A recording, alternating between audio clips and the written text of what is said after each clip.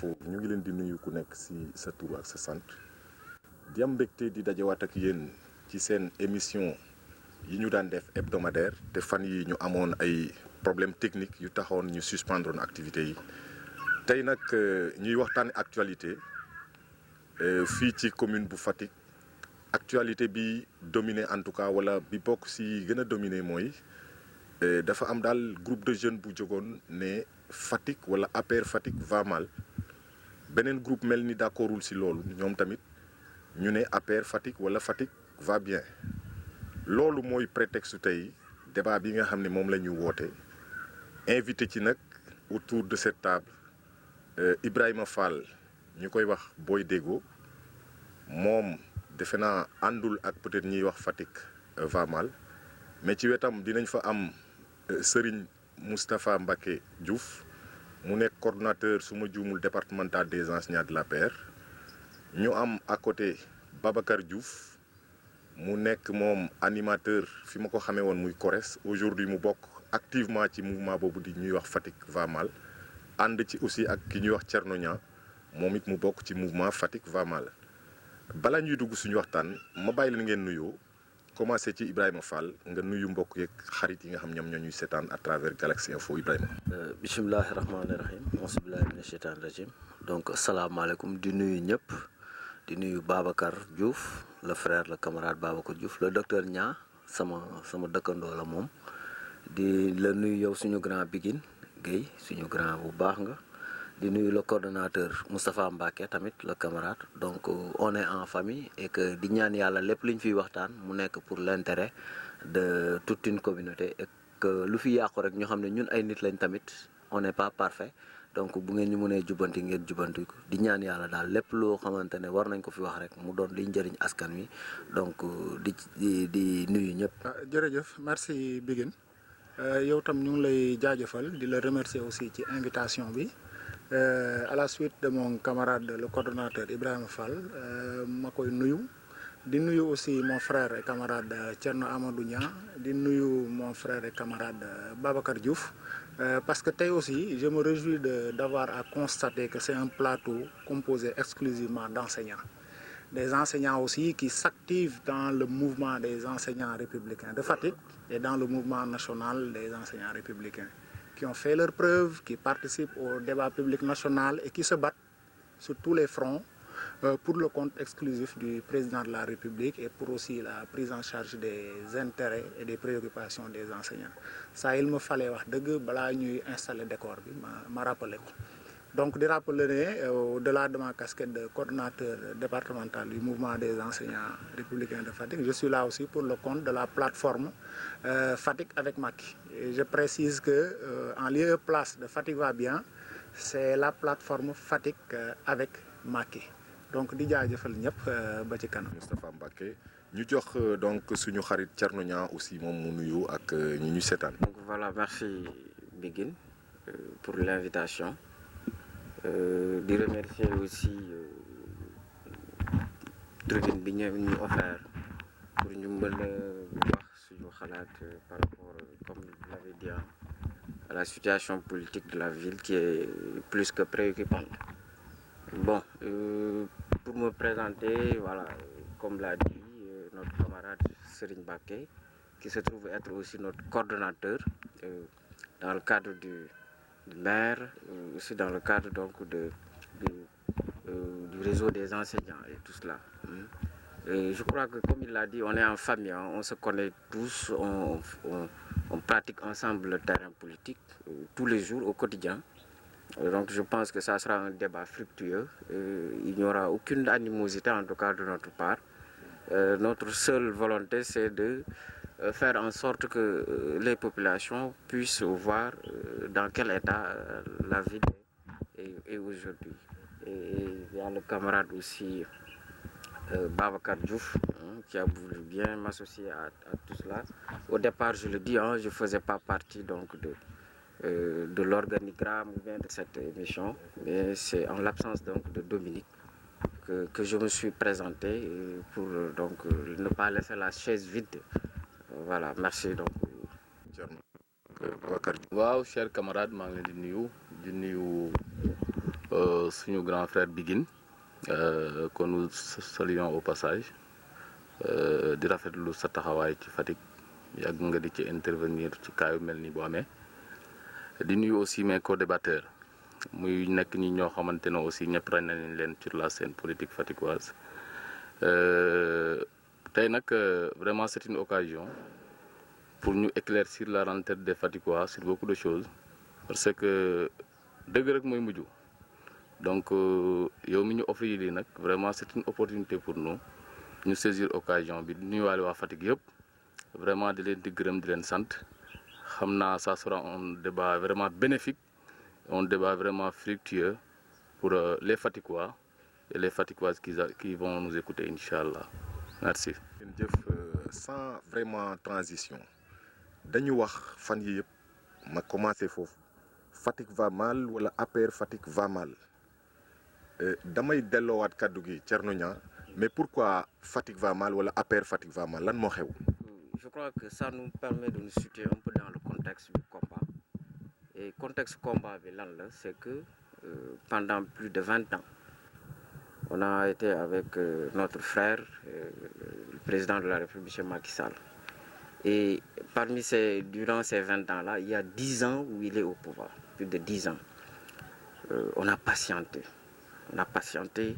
on a enduré. Je parle même de l'endurance des Fatickois qui pendant plus de 10 ans attendent. Et à chaque élection, il y a toujours le même mot. Patienter, on a patienté. Maintenant, il se trouve que c'est la goutte d'eau qui a fait déborder le vase et qui fait qu'aujourd'hui, les Fatickois sont à bout de souffle, à bout de patience. Parce que lorsqu'on fait aujourd'hui le bilan, nous ne voudrions pas être des nihilistes pour dire qu'il n'a rien fait, mais je vois qu'il y a encore une très grande route, une très grande marche à faire pour changer le visage de cette localité-là. Il y a eu beaucoup de mouvements qui se sont succédés, mais je crois qu'aucun n'a eu cette envergure. Pourquoi? On se pose la question. C'est parce qu'il y a eu des gens responsables, des autres, je dirais même des fonctionnaires, je dis voilà, des gens qui s'activent sur la scène politique et qui sont très efficaces et connus du président de la République, qui sont levés pour dire que maintenant ça suffit. Il faut qu'on alerte. Les animateurs de Fatick va mal. Oui, c'est les animateurs de Fatick va mal. Voilà, le discours, il est là. Hein. C'est que Fatick va très mal même. Hein. Et l'APR aussi. Je ne vous coupe pas, vous semblez peindre léthargie, n'est-ce pas, boo xam moom moo nekk Fatick. Mais à quel niveau? C'est un manque d'emploi wala yow environnement bi ngay kii wala leader yi ngay est-ce que aussi dañu war a toog rek di compter sur le pouvoir sur Macky Sall? Oui, je crois que c'est un problème englobant, global, je dirais. On ne peut pas simplement viser un secteur pour considérer que c'est véritablement cela la véritable cause. Les causes sont multiples et diversifiées. On a des problèmes politiques, c'est pourquoi à l'origine, on avait dit que le mouvement s'appelle APR Fatick va mal. On en reviendra. Après, on a parlé de Fatick va mal, mais je crois que les deux aussi nous vont bien. On y reviendra pour un peu éclairer la lanterne des gens. Mais la question est globale, elle est politique, elle est économique, elle est sociale. Alors, il y a un sentiment de désillusion, de déception totale à tous les niveaux, que ça soit économique, que ça soit politique. Vous avez parlé des leaders et tout cela. Nous, on n'a pas voulu vraiment parler de ces leaders-là, parce qu'on pense que le problème est beaucoup plus important que de simples leaders. C'est des programmes dont nous avons besoin, des programmes de développement solides. Et ça, il n'y a que l'État qui puisse résoudre ces problèmes-là. Dara amul Fatick par rapport à des programmes de développement pour la jeunesse, surtout les femmes, etc.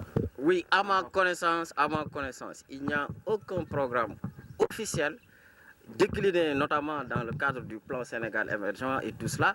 Je ne vois aucun programme de développement politique solide pour changer le visage de Fatick. Que ça soit d'ailleurs Promoville, je vous donne un exemple que ça soit très clair. Promoville, personne ne peut dire aujourd'hui qu'il y a Promoville à Fatick. Depuis le début. Et si on doit commencer par la ville du président de la République.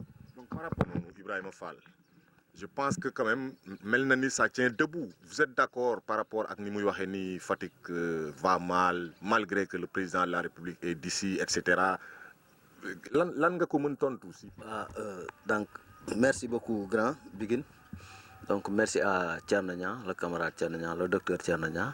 Donc mais da nga may ma apporter une petite précision si c'est possible parce que man je ne suis d'aucun camp ni de va mal ou de xawma très bien parce que yooyu ay conception la rek man du ma ci dugg c'est selon après bu ngeen bëggee mën nañ ci yaatal léegi maintenant pour en revenir à li Thierno wax boo xoolee day am fu ma d'accord ak Thierno mais day am tamit foo xamante ne du ma d'accord ak moom dans la mesure où moom nee na du nekk nihiliste te c'est vrai mënuñ nekk nihiliste te mënu ko nekk parce que quoi qu'on puisse dire am na lu fi nekk te wax na ko ci ay waxam ne dañ war a yokk cere ji ñeex c'est tout à fait normal mais tamit du ma d'accord ak Thierno Niang le docteur bu waxee ne amul benn programme politique bu solide à Fatick c'est-à-dire boo mënee à Fatick xaw ma nag peut-être sa perception Fatick région Fatick commune Fatick département donc loolu tamit dafa baax ñu leeral ko si c'est dans la région man j'ai eu la chance et l'opportunité d'être dans des tournées économiques yoo xamante ne qui m'ont permis au moins de voir de visu les réalisations n'est-ce pas des programmes yi nga xamante ne contenus dans le PSE et que dëkk bu nekk am ci pàccam par exemple PUDC man j'ai été dans une visite boo xamante ne PUDC def na ay affaires yoo xamante ne yu doy waar ay pistes fii nii dans le Toubacouta ainsi de suite jàpp ba ci Kaarang bi noonu désenclavement total Puma dem naa ba gis foo xamante ne Puma dans la région de Fatick Kaarang poste où il y a un CEM boo xamante ne CEM bi sax xam nga foofu y a un lycée boo xamante ne d'envergure internationale le lycée de Kaarang mais CEM boobu tamit am na envergure internationale parce que man dem naa fa à la réception dem naa fa nii lu ma gis la avec des photos yëpp a ngi fi dans cette même zone ou bien dans les autres départements de Fatick avec des programmes des projets ay PUDC Puma yenn affaires yu bëri yoo xamante ne ñu ngi fa ñu ngi defar ay routes ñu ngi teg les conditions yu nga xamante ne nañ mën a structurer la croissance yooyu mu ngi am mooy les voiries yi mooy yeneen kii même am na ay interventions au niveau des filières dans les chaînes de valeur yoo xamante ne nii nit ñaa ngi fa nekk di lancer wu dans l'entrepreneuriat dans l'agripreneur dans l'auto-emploi n'est-ce pas di favoriser ay insertion des jeunes yooyu noonu je pense que c'est des programmes yoo xamante ne qui sont contenus dans le plan Sénégal émergent et que ñu ngi koy doxal dans la région de Fatick maintenant Fatick c'est pas seulement Fatick commune dëgg la gën a yey gën a jege loolu moom il faut que ñu admettre ko gën a yey gën a jege Fatick il y a une très grande marche à faire avec des pas de géant loolu il faut l'admettre mais dafa am ay problèmes yuy posé wu problème de contexte la si vous permettez parce que la commune de Fatick assiette foncière bi actuellement fii ñu nekk nii dans un milieu urbain n'est-ce pas d'accord mun nañ fi def ay industrie mun nañ fi def ay yeneen te loolu après mun nañ ko kii mais munatul am fu xamante ne ni ay exploitation agricole ay yenn affaires yoo xamante ne day favoriser l'entrepreneuriat fii nii munatu fi nekk du point de vue infrastructure ay infrastructure ñu ngi fiy am par exemple ñu ngi defar par exemple des services yoo xamante ne dañoo nekkoon en location depuis très longtemps wala yoo xamante ne yàgg nañ tribunal bi ñu ngi koy defar palais de justice gouvernance pare nañ ko le centre de formation professionnelle mi ngi nii le lycée technique mi ngi nii l'ENO booy dem Sénélec mi ngi noonu en construction te loolu ñu ngi koy relancer waat yaa ngi dégg léegi mu pare l'ISEP tout récemment hier le président l'a réitéré day am ay ISEP régional yoo xamante ne ni institut d'enseignement supérieur professionnel yoo xamante ne dañuy aboutir vers la professionnalisation des populations ku si nekk dem ut foo spécialisé wu loolu c'est des pas de géant loolu c'est des pas sur le plan infrastructure ndox mi démb mu ngi koy citer en exemple Fatick on a contribué à défluoriser l'eau n'est-ce pas même bu fekkee c'est pas à 100% c'est des pas parce que bu njëkk ba dañ doon naan ci ay ndox yu jógee Yafaarok loolu bu ñu ko fàtte mais actuellement nii bon c'est acceptable nit ñaa ngi koy naan mais nag ku sa bourse permettre tamit nga dem outil de l'eau filtrée beneen ndox tamit kooku tamit kenn terewu la ko donc Fatick xalangu dajul suuf. waaw. c'est bien avant l'aéroport de Saint-Louis. Bon, il est tombé en ruine. ma jël par exemple l'abattoir de Fatick qui était un programme Fatick 2005. waaw bon il y a beaucoup d'autres programmes yoo xam ne fii Fatick tamit bon on a laissé ça tel quel. c'est vrai jotul quand même. loolu c'est vrai xam nga mooy li ma doon wax je l'ai dit quelque part c'est que c'est bien beau ñu mettre yenn programme yi mais gis nga liy téye programme dëgg-dëgg muy am suivi ak évaluation boo xam te ne dafa ànd ak rigueur c'est-à-dire ces programmes là tey ni nga amee fii nii yoo mën a citer yoo xam te ne dañoo nekk en stand-by wala yeggul noonu nga mën a demee dans les autres villes wala dans les autres régions du Sénégal di ko fay gis état mooy doxee noonu ci ay programme la te bul fàtte ne entre temps ci élaboration programme yi day am ay changements yoo xam te ne qui font que il faut que parfois les états s'adaptent au paradigme n'est-ce pas au contexte am na ay contextes yoo xam te ne jaar nañ fi contexte Covid par exemple jaar na fi ralentir l'activité économique loolu noonu dafay am ay njeexital ci yenn secteurs yi. su ma la dégloo bu baax kon Ibrahima mën nañ jàpp ne Fatick daal pour yow vraiment mu ngi dox affaire yaa ngi avancé mu ngi dem ndànk tout va bien. non déglul lu ma lay wax man je le dis que ne y a des secteurs où ça marche. Il y a des secteurs où il faut que ñu yokk fa doole accélérer la cadence accélérer le rythme faire des pas de géant yaa ngi dégg xaaral tuuti mais commune bi ok dama bëgg a terminer parce que maa ngi jógee région commune bi fii tey man question boo xam ne dama koy poser ñëpp la te suñ paree dama bëggoon tamit par rapport à la nomination du mouvement ak fi mu daw laqatu Thier jàngalekat la laqatu na ne Fatick va mal après indi APR Fatick va mal loolu dafay baax ñu leeral ko tamit su ngeen mënee permettre après su may intervenir pour ne pas occuper le kii ñu leeral foofu tuuti. bu baax Babacar quand même Thierno moo juum mais Fatick quand même def na ay pas yoo xam ne mucc na ayib daal ba tax na Fatick va mal bii ngeen di wax est-ce que amati na pertinence. merci beaucoup Pikine je pense que bi ma dégloo booy déggoo di wax vraiment j'avais un peu les larmes aux yeux. voilà xam nga aussi mouvement bu judd rek dafa am ci contexte bu mu juddu contexte bii mouvement Fatick va mal juddoo dafa nekk un contexte spécial li tax aussi ñu koy woowe APR Fatick va mal c'est parce que tous les membres sont des membres de l'APR en dehors d'être membres de l'APR c'est des responsables dans leur quartier c'est des responsables même dans le département c'est des responsables même au niveau national qui sont à l'intérieur. Ça veut dire que le mouvement, c'est pas tenu avec des petits gamins, comme le disent certains. C'est-à-dire aussi, le contexte que nous avons créé, c'est un contexte qui nous permet de nous avec le président de la République en 2012, avec tous les risques que cela demandait. Avec mom, il fallait que nous ayons réuni. Avec mom, il fallait que nous ayons l'Assemblée nationale 2 fois.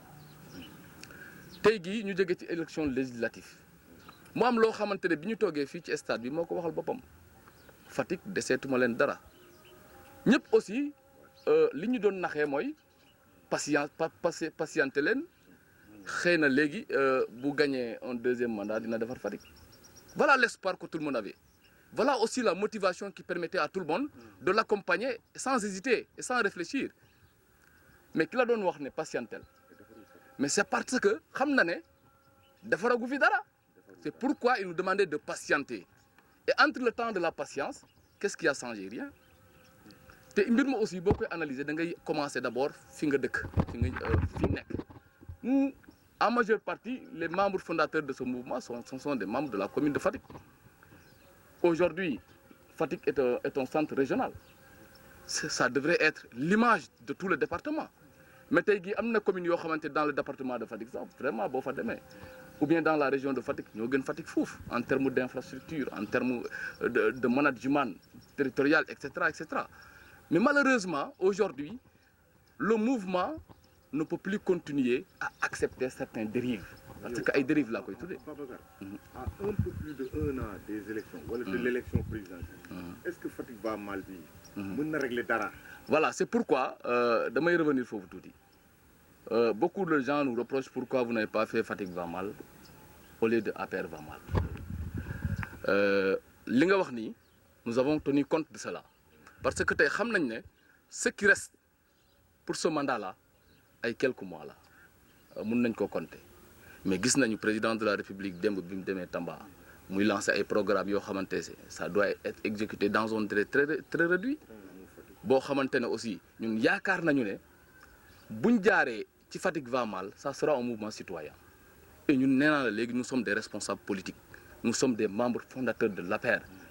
Donc, si une particularité du combat, c'est un combat politique. Nous voulons des décisions politiques.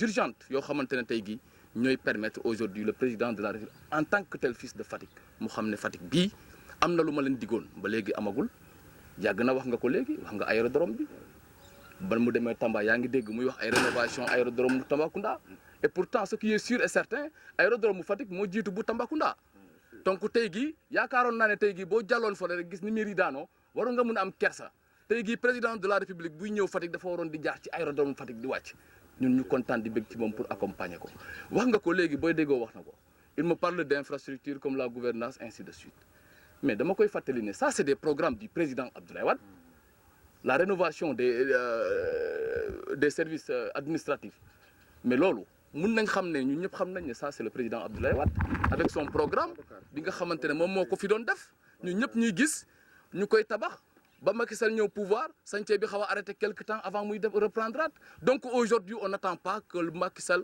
termine la vision du président Abdoulaye Wade nous voulons aujourd'hui à travers son PSE qu'il nous propose des programmes de développement yoo xamante ne vraiment ça sera une possibilité pour les Fatickois de les accueillir à bras ouverts et d'être à l'aise pour booster son développement. Je comprends léegi su ma la déggee bu baax tu veux des solutions conjoncturelles par rapport à une situation boo xam ne urgence la parce que pour yow Fatick y a pas d'infrastructure du tout à Fatick. Serigne Moustapha Mbacké Diouf, tu es d'accord avec lui au moins? Merci Biguine. Bon, je vais pas quand même avoir la prétention de faire une synthèse de tout ce qui a été agité ici comme sujet, mais je pense que quand même on peut franchement avec beaucoup d'aisance rebondir par rapport à certains faits.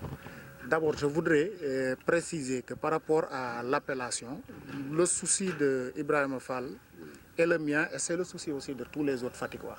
Parce que je veux dire qu'on a en face, et comme il l'a dit, moi je respecte ce groupe-là et je respecte la crème qui constitue ce groupe-là. C'est des intellectuels qui ont des choses à faire valoir, aussi bien dans leur corps de métier, on ne l'appelle pas docteur pour rien, il est enseignant qui forme des esprits, qui servent aujourd'hui la nation. Donc je pense qu'eux aussi, ils ont l'obligation d'éclairer les Fatickois par rapport au postulat de départ. En science, on dit, quand le postulat de départ est faux, la finalité et les résultats seront manifestement faux. Donc qu'ils nous mettent à l'aise et qu'ils mettent à l'aise les Fatickois et qu'ils se mettent à l'aise par rapport à la dénomination de la plateforme. Parce que moi, je dis qu'ils ont été clairs, ils n'ont pas encore parlé de mouvement.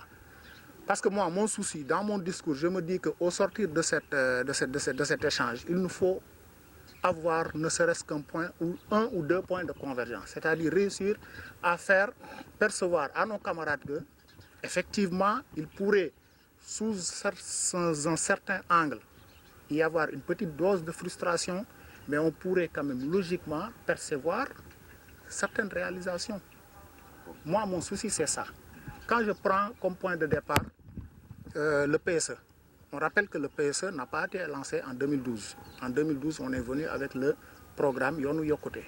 On a avancé 2013, on a fait le condensé Yonou Yokote SCA qui a été laissé ici par les Madiop Diouf et aussi l'actuel boss du PSE, Ibrahima Wade. Et ce condensé a donné le programme Sénégal émergent. On l'a démarré en 2014, le programme n'a pas eu le temps d'être évalué parce que l'évaluation qu'a suivi le PSE, ça s'est fait à mi-parcours à travers son premier axe et à travers le deuxième axe qui, je voudrais bien maintenant préciser que l'axe 2 du PSE, c'est-à-dire le développement du capital humain, est ressenti partout. On forme, on est dans la formation. Et quand on parle de préparer les ressources humaines de qualité, mais c'est la formation à la base, c'est la capacitation à la base. Combien de formations ont été pourvoyées ici à l'endroit des jeunes?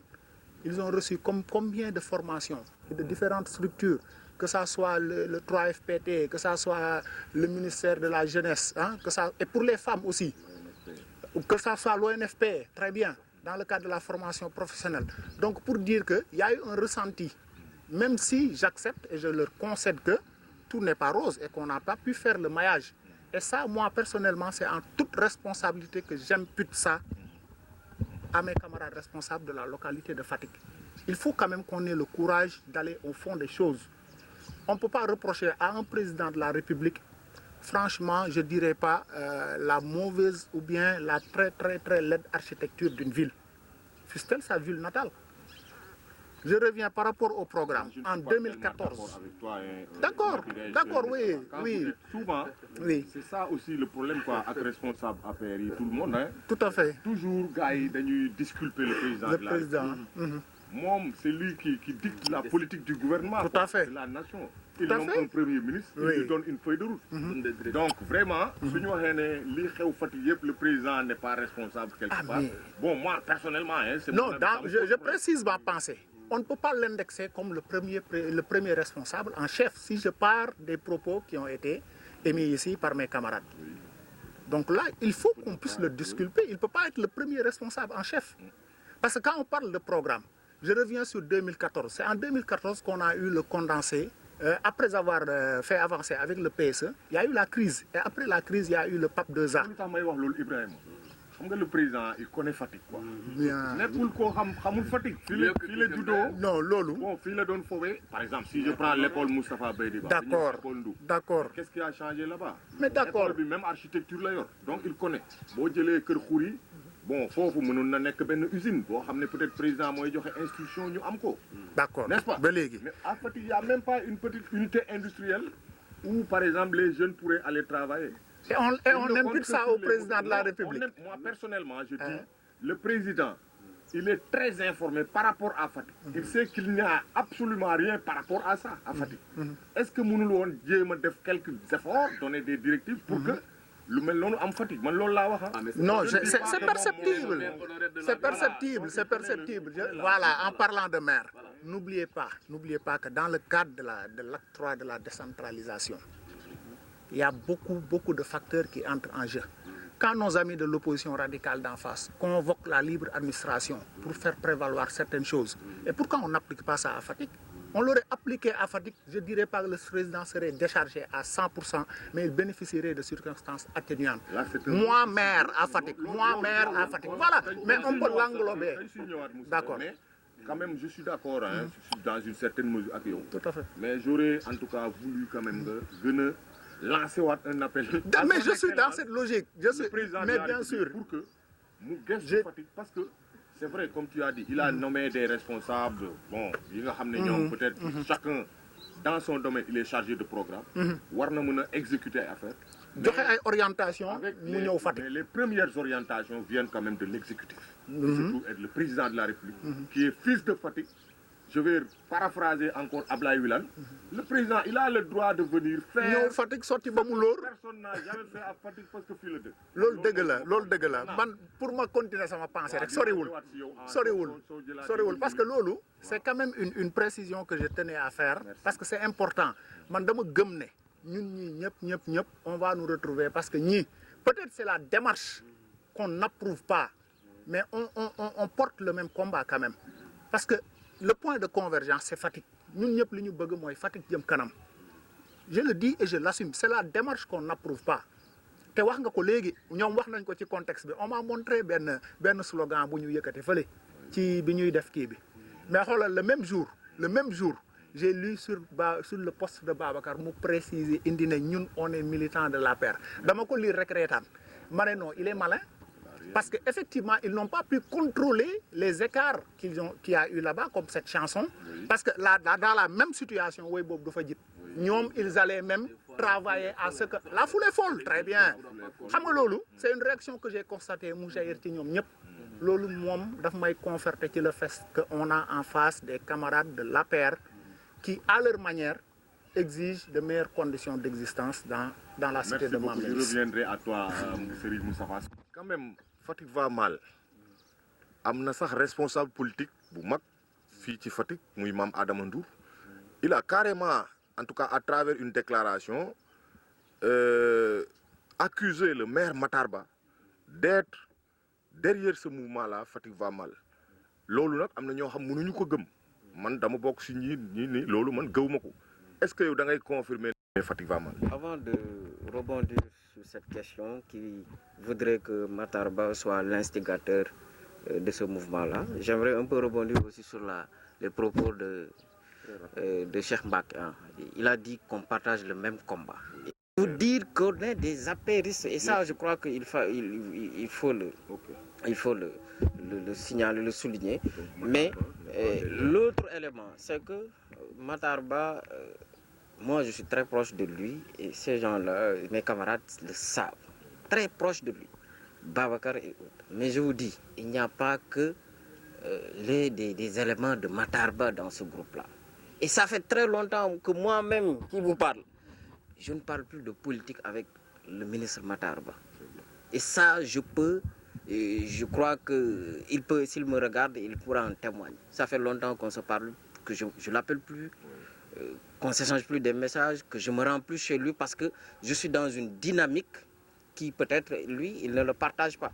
Mais je pèse en toute responsabilité mon engagement qui est que maintenant, donc, comme je l'ai dit tout à l'heure, la goutte d'eau a fait déborder le vase. C'est pourquoi... Ça veut dire que Mme Adamandour, il s'est trompé quand même quand il a dit que... On a répondu. D'ailleurs, le problème, c'est qu'on devait faire une sortie publique pour répondre à Mme Adamandour. Parce que nous, notre logique au départ, c'est quoi?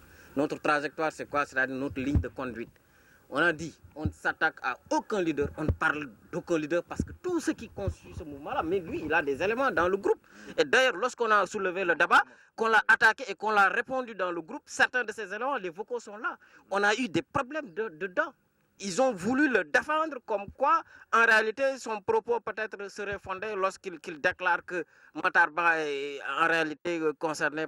Mais je pense qu'avec un peu de bon sens, on comprendra tous que si ce mouvement-là devait agir à son compte, c'est juste après sa destitution au ministère des Sports qu'on l'aurait fait.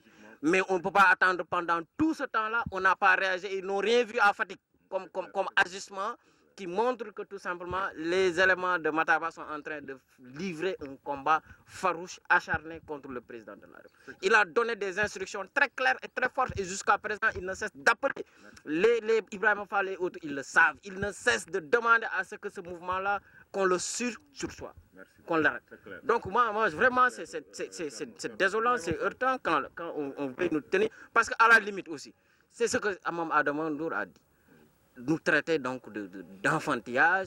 Et puis ça, ce discours-là, il doit l'arrêter. C'est des gens, des responsables qui sont dans ce mouvement-là. Comme lui. Des fonctionnaires de l'État beaucoup plus calés que lui, beaucoup plus hiérarchisés que lui.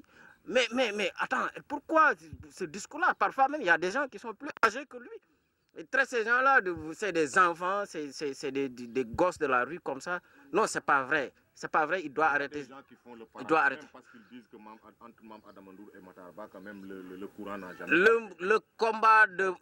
La seule chose qui a fait jusqu'ici Mme Adamandour de politicien, c'est de s'être toujours opposé à Matarba. C'est le seul acte politique que je l'ai vu dans sa vie posé et qui semble être un acte politique. Mais hormis cela, je ne l'ai jamais vu dans des combats politiques qui engagent le développement de la localité. Et Vieux Sec va jusqu'à lui lancer des pieds en lui disant qu'avec 5 millions de francs, vous convoquez vos femmes pour les financer. C'est le coordonnateur de la CCRD. Ah mais si 5 millions et que vous convoquez combien de plus de 200 femmes comme ça pour 5 millions de finances. Mais c'est irrespectueux. C'est dérisoire et c'est irrespectueux. Je pense qu'il doit changer de fusil d'épaule, mettre de l'eau dans son vin et essayer donc de s'occuper bien de cette base-là pour pouvoir mériter plus la confiance du président de la République et pouvoir prétendre à des postes comme il l'a toujours fait. Mais dans ces conditions-là, son combat est... Je voudrais donner la parole. D'aucuns disent aussi que c'est Biram Faye qui est derrière ceux qui se dressent en tout cas contre que Fatick va mal. Moi, je n'ai pas la confirmation. Est-ce que l'ol Ibrahima yow war nga mën nga ma ci wax dara quoi? Grand, si vous permettez, man damay rejoindre, c'est que j'aime pas trop di wax ci gars yi quoi, comme ni ko mouvement gars yi ne ñoom duñ wax kenn. Xam nga man su may wax waaw man damay wax en toute objectivité muy Mame Adama Ndour mi ngeen fi tudd muy le ministre Biram Faye, donc ñooñu ñëpp suñuy mag lañ, suñuy grand lañ, njumte nag day am. Donc man mënuma wax ne kii moo wax lii, man la déclaration de Mame Adama Ndour la dama ko seetaan comme ñëpp niñ ko defee. Je pense que chaîne bii nii moo ko couvrir bu muy def financement avec la mutuelle là, suivre naa ko lépp.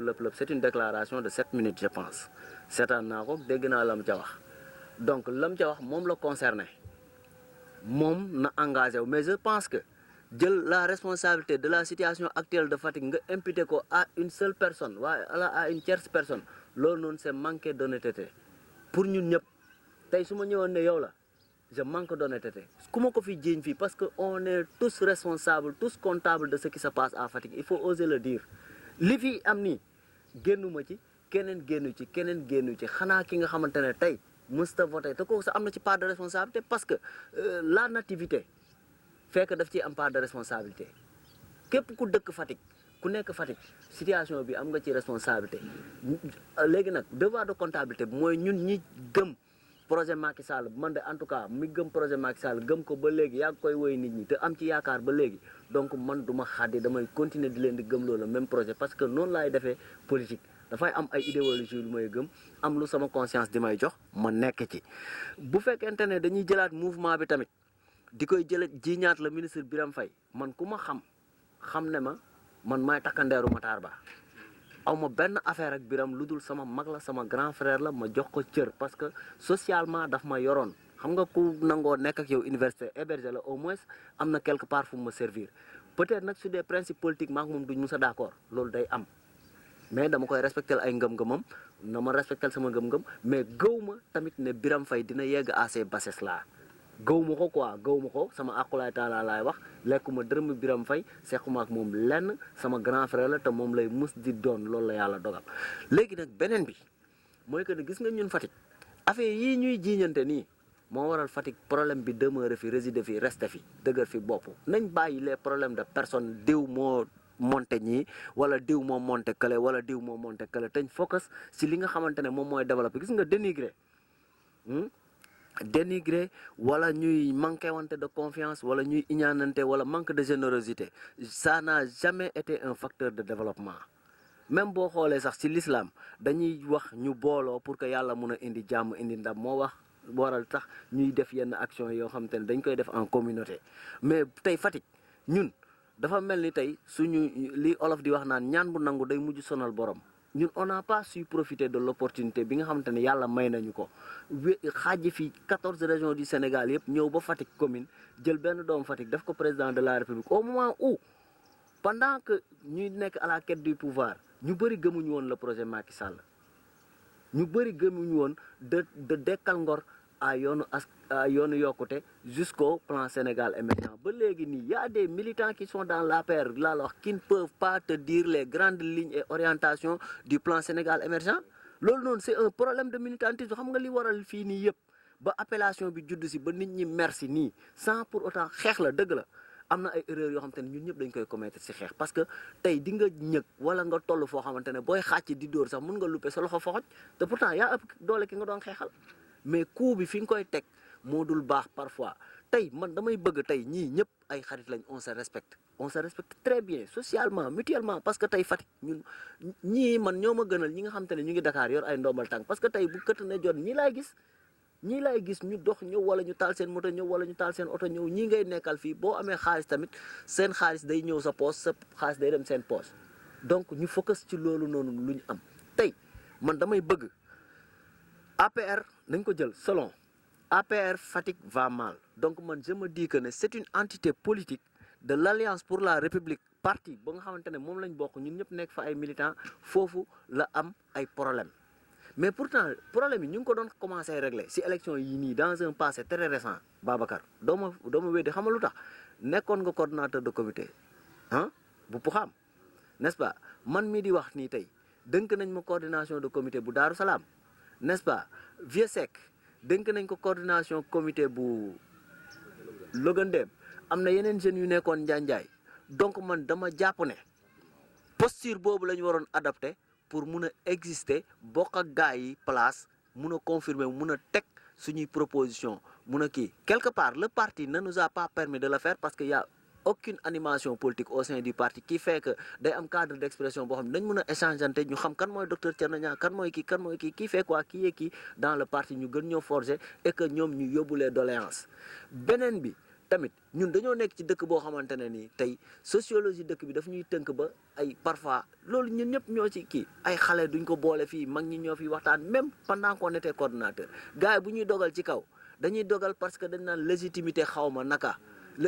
seen terme yooyu légitimité historique politique xawma lan hiérarchique xawma genre yooyu les DG s'appellent entre eux les ministres s'appellent entre eux ils prennent les décisions sur le dos des kii ñun ñi nga xamante ne woon ay fakir de responsable de comité lañ amoon ñun dañ doon ñëw rek toog parce que ñoom ñoo doon dépenser ñoo doon giddi loolu noonu nekkul benn façon de kii man moo tax may woo sama gars yi may ma tuuti sànq nag da nga xaw a def benn kii man faruma fenn faruma benn camp waaw damay gaaw may ma tuuti sànq moo tax ma ne la problème boobu noonu day mus a posé wu ah mais dama leen di ñaan rupture warta brusque n'est-ce pas une révolution dañ koy préparer dans la transition ñu fexe nekk fi ñu nekk ñoom tey on peut être responsable des cadres de l'Alliance pour la République nekk ay kii yor ay kii nekk fa di doxal di xàccee ko dóorandoo gars yi fi ñu nekk ñu fay décider à leur place mais du ci ay mouvement d'humeur parce que il ne peut pas y avoir un parti d'opposition dans un parti au pouvoir soit dañuy épouser les idéologies de notre parti gëm ko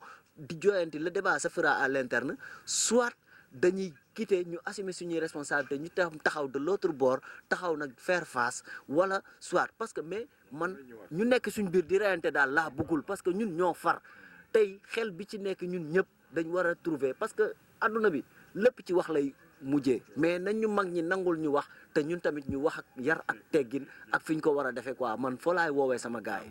defe naa booy déggoo balaa may jox Babacar aussi ak Thierno leeral ngeen affaire situation surtout entre deux leaders yoo xam ñu ngi leen doon jiiñ peut-être ne ñoom ñoo nekk ci ginnaaw mouvement bi te peut-être kenn ci ñoom yëgul sax ni mouvement yi taxaw na donc c'est des gens responsables yoo xam ñoom ñoo xalaat teg seeni mouvement di doxal seeni doxal donc ni Birame Faye peut-être ni Matar Ba en tout cas ne sont mêlés à ce qui est en train de se passer loolu peut-être bëggoon naa mu leer te leer na beneen affaire bi Babacar Ibrahima da leen di woo ci ngeen ñëw rejoindre les rangs su ma ko déggee yéen waa Fatick ou bien APR Fatick va mal maintenant est-ce que yow vous êtes prêt à ça pour ngeen dem comme ni mu waxee parce que responsabiliser woon nañ leen ci élection yi donc rejoignez les rangs kaas li ngeen di kaas ci biir wala tout simplement vous quittez carrément le parti ngeen dem xeex à côté maintenant à côté de ça peut-être dinaa la interpeller par rapport à l'arrestation de l'autre là comment il s'appelle Vieux Seck l'autre fois mais lan moo indi woon arrestation boobu ak yéen lu tax arrestation boobu am ñu négocier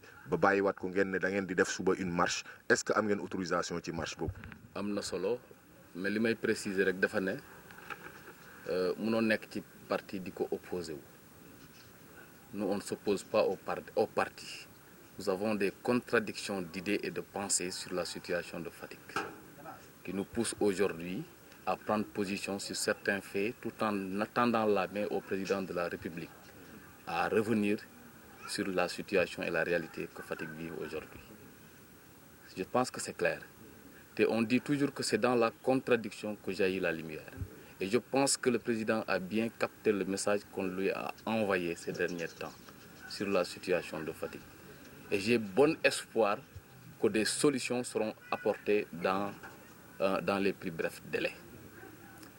Loolu je pense que moom ci boppam bi muy wax nee na la j'ai coordonné un comité électoral ça veut dire qu'on n'est pas des gamins nous savons pertinemment ce que nous sommes en train de faire c'est-à-dire dans une situation nag ça existe dans la vie ku ci nekk da nga am nooy gisee yàlla moo def nag tey gii mu am une fraction de jeunes yoo xamante ne tey gii dañoo gisee fi ñu gisee nekk aussi ci position bi ñu nekk ci li nga nekk nag doo bañ mukk ku la wax ne ànduma ak yow ci loolu mais au fond intérieur des Fatickois vraiment ñëpp xam nañ ne am na loo xamante ne war nañ ko fee def te loolu nag balaa nga koy gën a xam ne loolu war a mun a am la yàlla defoon tey gii rek yàlla na bu mu gaaw a am Macky Sall yem fii. Vous verrez nos autorités que nous avons aujourd'hui c'est des autorités qui ont des nominations politiques qu'est-ce qu'ils vont faire? Ils vont revenir à la base vivre comme nous. Est-ce que Fatick espoir boobu bii ñu toll nii lañ doon xaar bi ñuy accompagner le président de la République non parce que nag ces manquements-là doivent être résorbés par des stratégies urgentes yoo xamante ne tey jii dañ koy mettre à la disposition des Fatickois. xam nga tey jeune bu waxee rek c'est parce que dafa am lu ko gën a manqué gis nga tey. Quand on parle d'emploi des jeunes, vous me direz que am na ay jeunes yu ñu employés. Vous me direz que la majorité des gens qui composent le mouvement dañ leen employés. Mais dama leen di rappeler toujours ne rek ces jeunes-là, ce qu'ils ont fait pour être employés, ils méritaient plus. Ces jeunes-là qui ne sont pas encore employés, ils méritent plus d'être employés dans des structures beaucoup plus importantes. mais nag li ma ci jaaxal mooy Fatick waa da koy neex rek pour mu saboter parce que mbir mi yenn yi sabotage lay nirool xam nga sabotage weesuwul nga ne Moustapha wax na ko léegi ci ay waxam dafa ne je rectifie on ne dit pas c'est pas la plateforme Fatick va très bien ça veut dire que il conçoit que légitimement Fatick n'est pas bien yaa ngi dégg bon loolu nag daf ñuy permettre ñun ñu relancer la situation au président de la République vous savez pourquoi avant ma koy lancer un appel dama koy wax ne il est l'unique responsable de la situation que nous vivons il est le chef du parti il est le chef suprême de la nation sénégalaise tey jii képp ku ñu fi nommé bu ko neexoon suba mu jeex lu tax aujourd'hui yow gis nga ne c'est des attaques interresponsables qu'on voit chaque jour à Fatick des attaques intermilitants qu'on voit chaque jour à Fatick et pourtant aujourd'hui un parti bien organisé loolu du fa am si aujourd'hui on arrive aujourd'hui à l'attaquer c'est parce qu'on a vu nos aînés l'attaquer comme Adama Ndour que vous parlez tout à l'heure combien de fois il a attaqué le président jusqu'à menacer à quitter le parti avant d'être nommé ministre conseiller c'était devant nous si aujourd'hui il nous parle de chantage c'est aujourd'hui lui qu'on doit taxer de chantage c'est lui qui a chanté jusqu'à avoir un poste de ministre man du may ragal ci samay wax parce que li tax ma koy wax mooy gis nga Fatick kenn defee mënul jaay kenn dara parce que boobu mag ñëwagul kenn defee nekkutoon dara wala boog ñi fi nekkoon dara dañ leen di compter yàlla nag daf ñoo sutural ba ñu composé mouvement bi dafa am lu leen yàlla dënk balaa Macky Sall di nekk voilà je confirme que dafa am loo xamante ne Macky Sall da nga fekk yàlla dënk ñu ko donc amul lu ñuy ragal ci combat bi pour mu ne ko pour wax ko aussi la vérité que c'est que le président de la République doit revoir sa copie à Fatick la vérité est aujourd'hui que le président de la République doit aujourd'hui organiser son parti au niveau de Fatick la vérité aujourd'hui mooy nos mamans qui sont à la maison doivent être autonomes la vérité aujourd'hui est que la jeunesse de Fatick doit être autonome en emploi la vérité aujourd'hui est que ces querelles instinctives qui minent le parti doivent cesser et le président est la seule personne aujourd'hui qui est capable d'arrêter ce fléau qui gangrène le développement de Fatick. Très bien maintenant c'est clair hein Babacar da ngeen di confirmer seen marche bi suba wala amu leen autorisation su ngeen amul autorisation est-ce que du ngeen ko bàyyi. Bon ñun nous avons fait ce que la loi nous permet mooy déposer une demande d'autorisation de marche bi nga xamante ne constitution moo ñu ko may on pouvait même ne pas déposer ah xam nga loolu moom ñoom la concerne ñun on est très cohérent sur nos dires bu ñu bëggoon marche ak opposition bi tey la ñuy marche vendredi bi je pense que la marche de l'opposition c'est aujourd'hui si on était dans l'opposition on allait continuer avec la marche de l'opposition mais nous avons choisi le samedi pour faire notre marche ñu déposer suñu demande de marche légitimement léegi nag c'est l'autorité principale bi nga xamante ne moom ci boppam moo ñu war a mun a firndeel ne ndax dina ko autoriser wala du ko autoriser. Vous avez déposé depuis quand? On a déposé depuis le mardi. On a respecté le délai de rigueur bi nga xamante ne mooy les 70 heures avant le dépôt et après le jour de la manifestation. Loolu yëpp vraiment on est quitte avec notre conscience et on a bonne impression que demain Inch'Allah la marche sera autorisée. Maintenant à notre niveau on a pris toutes les dispositions nécessaires pour faire une marche exceptionnelle à Fatick.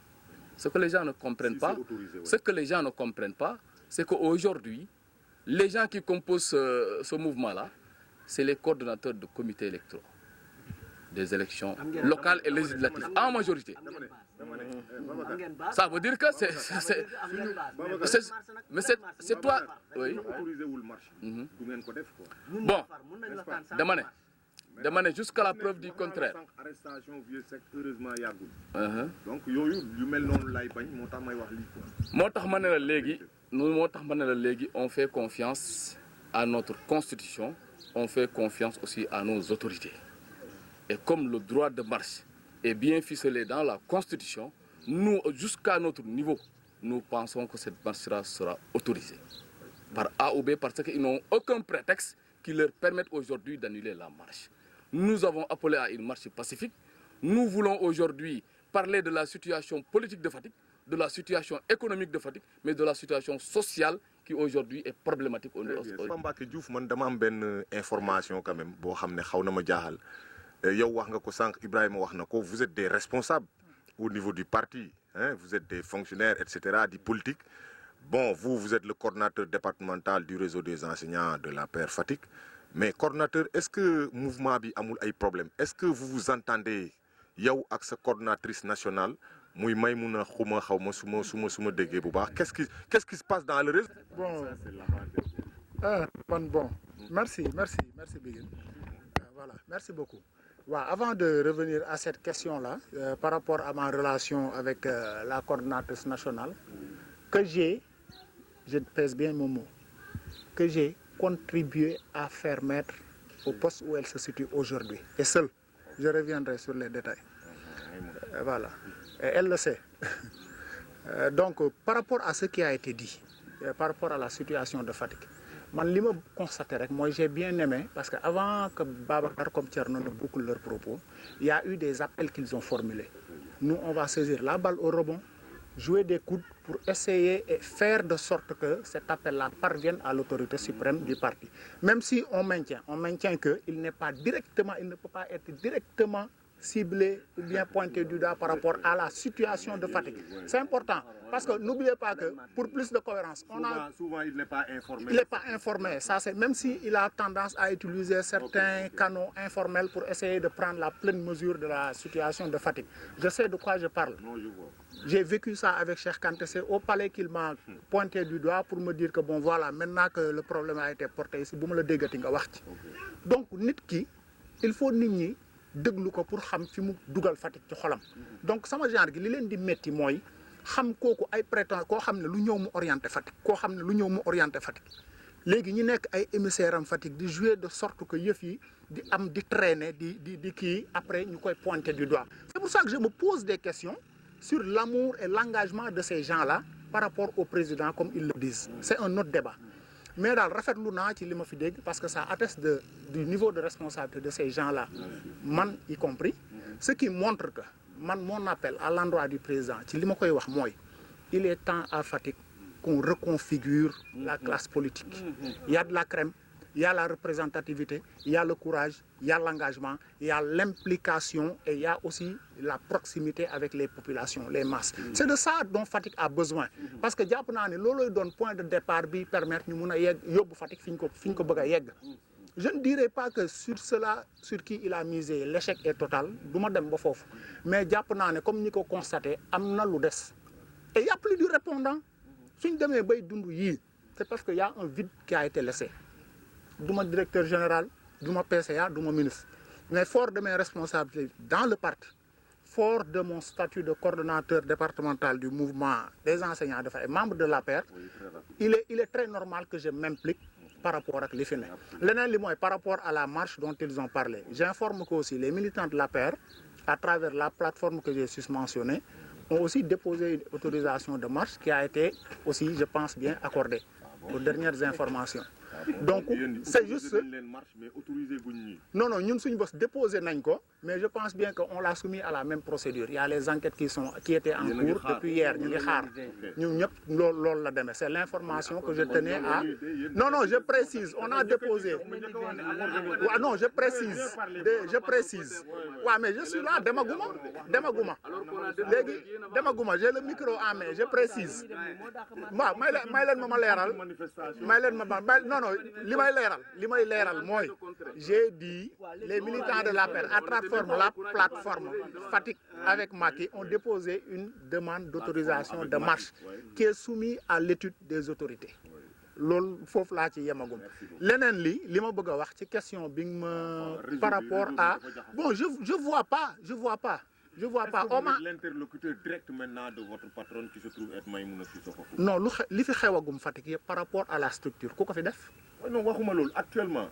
est-ce que Maïmouna. non ci loo basé wu ki la wax question bi kay da nga koy laaj ci lu mu basé wu ba wax loolu parce que. ci li mu dégg la basé wu. fu mu am.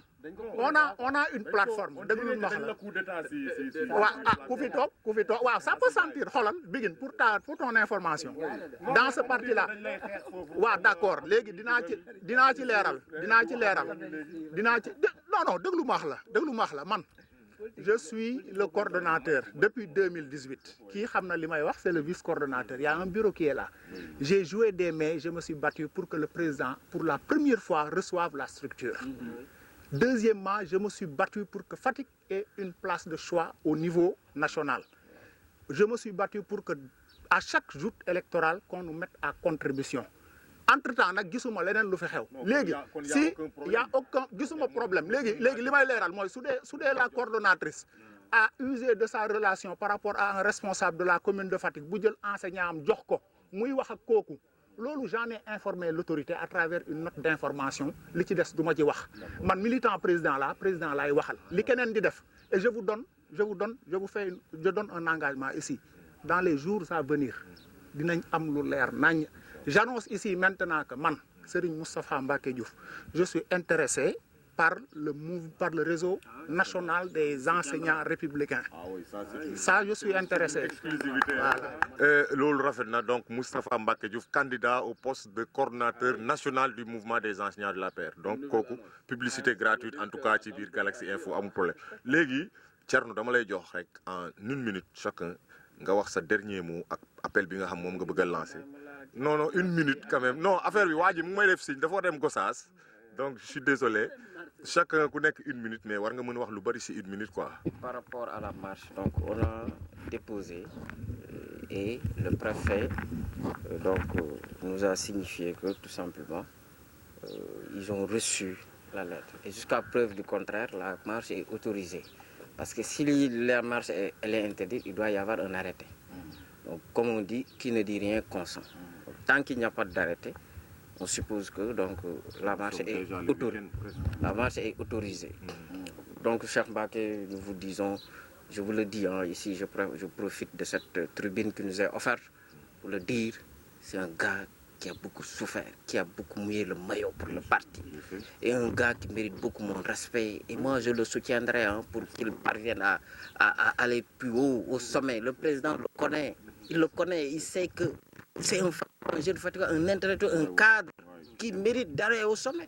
Bon, on ne s'entend pas sur certaines choses, mais je ne doute en aucun moment de ses compétences. Donc, d'ailleurs, c'est le combat, c'est notre combat, ça. Pour que les dignes... je vais revenir là-dessus sur l'appel. Sur l'appel qu'on va faire, c'est quoi? C'est qu'aujourd'hui, nous disons au président de la message fort de la jeunesse, de toutes les forces vives de la population, que ce soit les femmes, que ce soit les jeunes, que ce soit les hommes, que ce soit les enfants, que ça soit tout le monde, toutes les forces vives de la nation, lui lance cet appel pour qu'il revienne à sa base affective, pour qu'il change le visage de Fatick, pour qu'il responsabilise davantage nos autorités, nos cadres. Je pense, je le dis aujourd'hui ici, le problème c'est tout simplement parce que le président n'a pas confiance au cadre qu'il a. On n'a jamais bénéficié ici d'un ministère de souveraineté. C'est des ministres, de petits ministères qu'on avait ici, de petites directions, des directions rattachées à des ministères. Qu'est-ce que ces gens-là peuvent faire?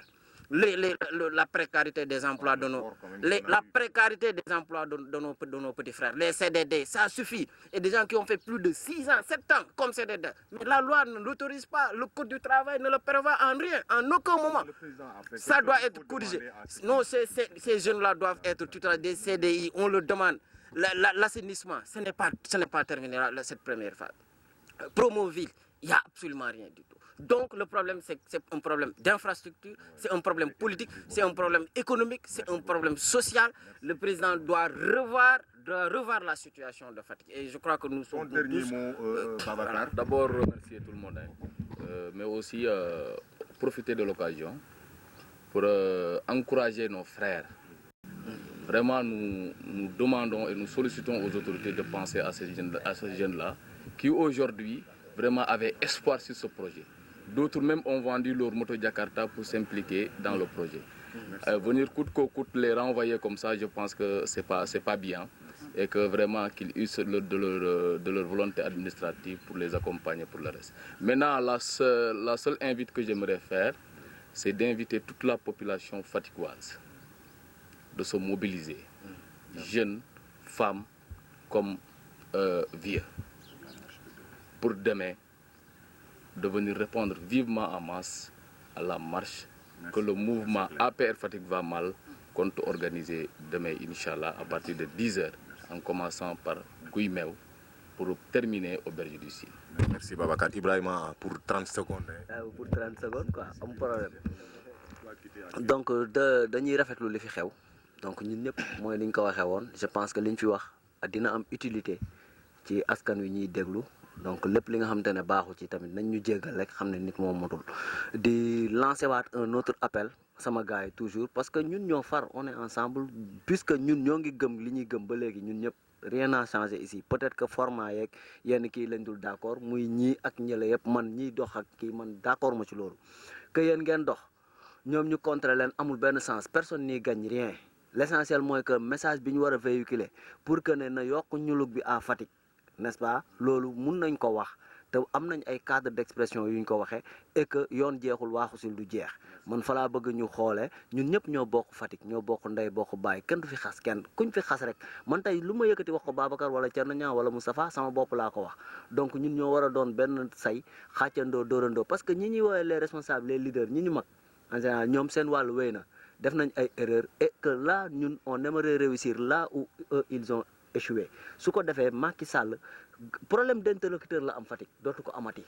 mais si on est bien organisé bien soudé mu am confiance je pense que dina dégg li ñuy wax dina ko taataan et que dinañu régler et qu'on ne soit pas exigeant nag pour wax ne qu'il faille utiliser la baguette magique non état dafa am nu muy demee yéen ñëpp xam ngeen ko qu'il faille naan ko qu'il faille utiliser la baguette magique pour Fatick ni affaire yooyu noonu loolu tamit il faut qu'on soit conséquent dans nos démarches tamit ah ok di souhaiter sama waa ji bon vent dinañ ko soutenir dinañ ko jàppale lu mu ci laaj dinañ ko def ci xel ak ci taxawu lépp parce que lépp c'est Fatick merci beaucoup. waaw di remercier gars yi et puis di rafetlu aussi le niveau du débat qui confirme ce que je disais il est temps qu'en tant que jeune à Fatick et qu'en tant que jeune cadre qu'on fasse étalage de nos talents et de notre compétence pour que kilifa gi ci kaw xam ne il y a des gens sur qui il peut compter loolu lu am solo la d'abord pour ñun après pour Fatick avant moom mu ciy jëriñu leneen la mooy li ma wax léegi par rapport ak la structure jàpp naa ne boo defee ay ñetti at ci benn structure au niveau basique commencé au